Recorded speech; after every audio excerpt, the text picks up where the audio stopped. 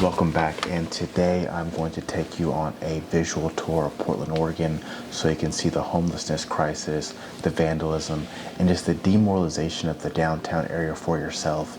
I mean, the problem is it's very complex. There's no easy answers, and so because of that, we have to have honest conversations and understand what exactly is going on and how do we fix these things. Portland used to look like this, and now it looks like this. So the question is, what can be done to change it? What can we do to fix it? And only way to do that is to shed some light, actually see it for yourself. So I hope this video is enlightening, and I hope to talk about it when we come back.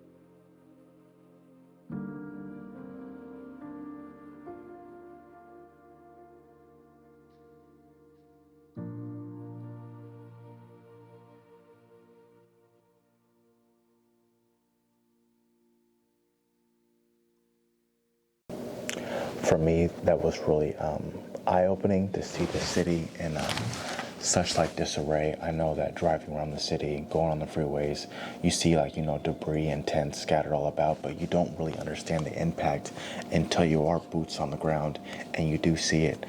And a lot of people are living in squalor, and it's like you want to be compassionate, you want to help these people, but before we can solve the homelessness crisis, we have to kind of root out some of the key causes.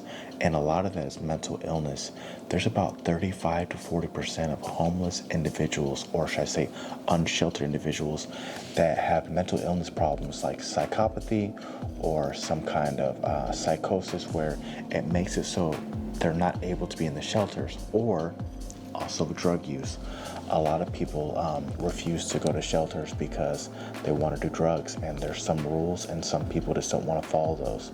So the issue is, how do you can't force someone to get clean, and you can't force someone to get mental help unless they're like inflicting damage on others.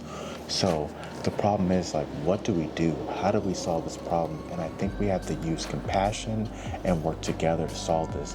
It's not something you can just throw money at and fix it.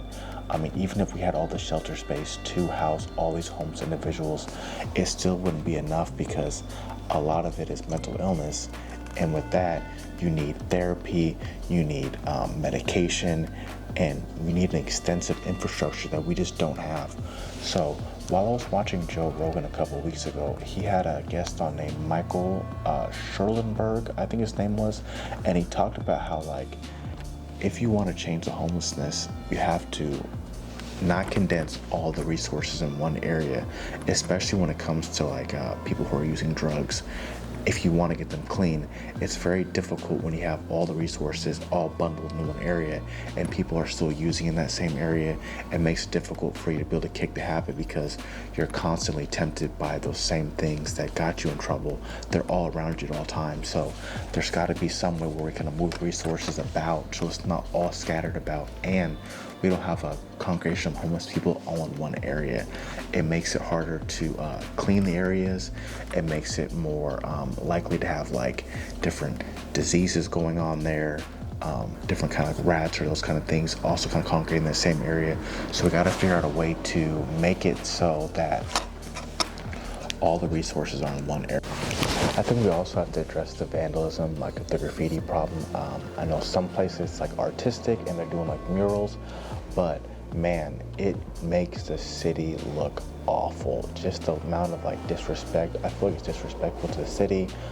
It just makes it look like it's ran down. It's demoralizing. It makes people feel uncomfortable, it makes people feel unsafe, and people feel unsafe, then people are less likely to patron the establishments, and so it just takes down revenue, takes down tax money.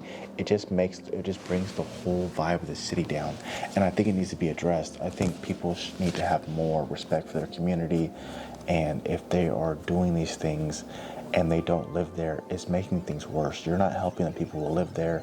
There's a lot of small businesses.